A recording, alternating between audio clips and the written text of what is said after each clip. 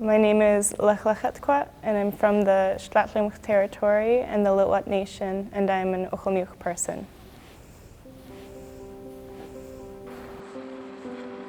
I'm now a UBC student and I'm in the First Nations and Endangered Languages program.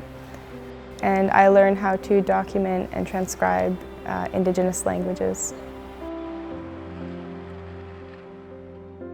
I had a really hard time when I was younger with my identity because of the way that I look, and most of my siblings are all darker and everything, so it was kind of a way for me to reclaim that part of myself. So then if I can speak the language, then I am Lil'wat. A lot of the courses that I took in the program, they were teaching us how to think about languages and kind of like decolonize your mind in a way, because you have to know how to work with languages and in the language's way. Tala, antwash, kaslash, choochin, chilks, tlakumst, chusakat, palupst, compalman, kamp. Ucwalmícwts, if you can count from 1 to 10, then you can basically speak the language, because then all the words from 1 to 10, they have all of the sounds in our language, so all the sound systems. Spesks, chuchin, reichman, tasla, glina, chwazapo, wipkiluma, chapalch, inquatlushten. Inside languages hold so many pieces of our cultures. It's like a part of your identity, and then when you can't speak it anymore, it's like there's something missing. And I don't think that feeling won't ever go away unless I really learn the language and can speak to other people in it. It's hard while I'm at school. I don't really see as many people from my own nation, so I kind of just read my dictionary and say the words to myself and go through the different booklets that I have. My English name is Alvin Nelson. My native name is Winnimkin. Ishkatsa. Hi. Kaswa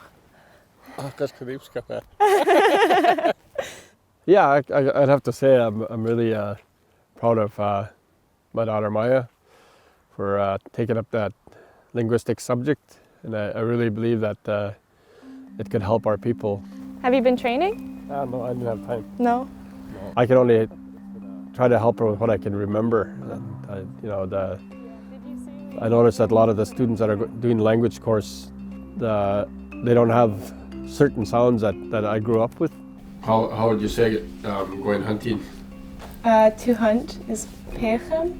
Yeah, you say pechem, but I say pechem. Pechem. Yeah, so that's the difference. Like that's the changing of the language. Yeah, pechem. And sometimes she's telling me something and I don't quite understand. I have to think for a while, and then I say it because the way I remember hearing it or the way I learned it, and then we realize that she's saying it a little bit different than how I was brought up with it. Mm-hmm. So that we're going to have to correct all that part. Mm-hmm. So it's quite important to have our fluent language people more involved in schooling too. I think it's because we have under 200 people left in this community that are fluent speakers, which is almost erasing us. Sometimes when I'm home, I'll be reading a phrase or something in the dictionary, so I'll write it on a sheet of paper and then I'll put it on the cupboard in the kitchen, and then every once in a while I'll try to say it.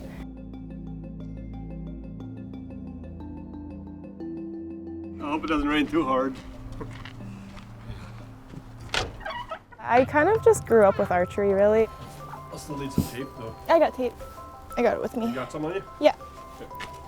It's really just something that I enjoy doing. It's pretty heavy, hey?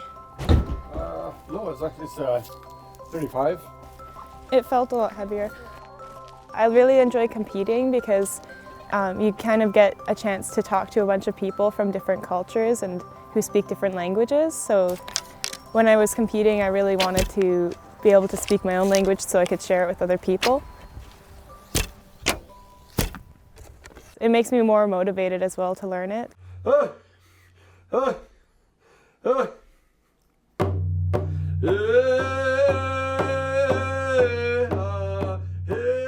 and I hope we survive. You know, it's like we're quite small, quite a small group of people.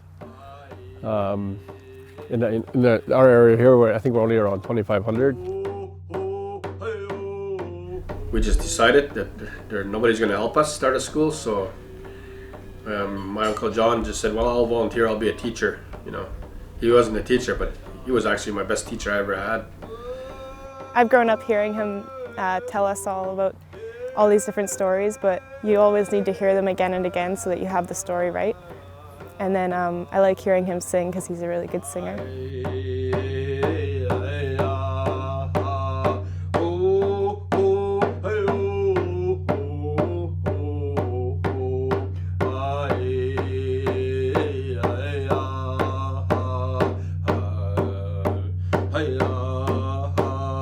My mom was involved with hoping to save the language.